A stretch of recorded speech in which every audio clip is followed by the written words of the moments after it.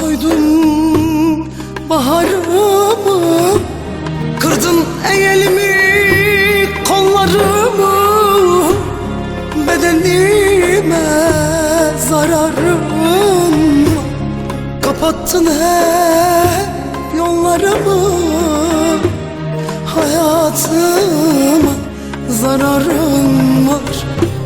Zehir ettin yıllarımı, yüreğime zararım var.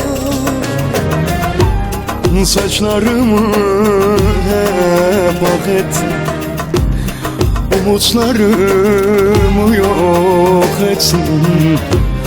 Kurşunları sen hak ettin, bedenime zararın var, hayatıma zararın var.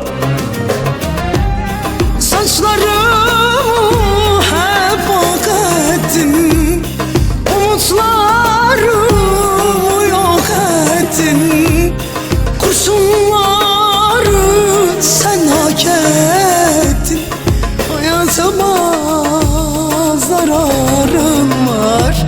Ey be gençliğime zararım var.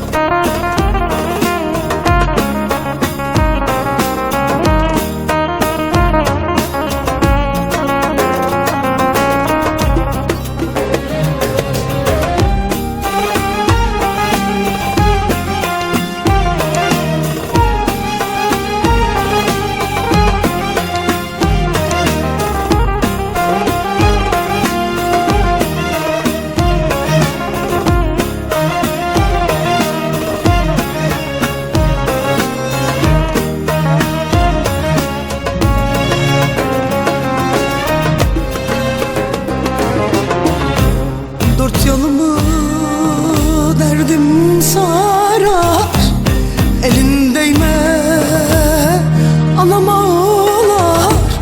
Talan oldum ey aman havar, gençliğime zararım, hasretinden ey canım yanar. Yüreğime zararım, umutlarım ey sende bazar. Gençliğime zararım var. Saçlarımı hep ak ettin, umutlarımı yok ettin.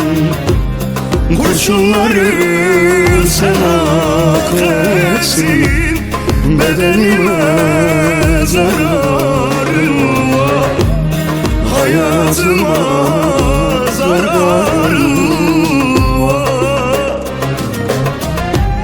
Saçlarımı hep ak ettin, umutlarımı yok ettin.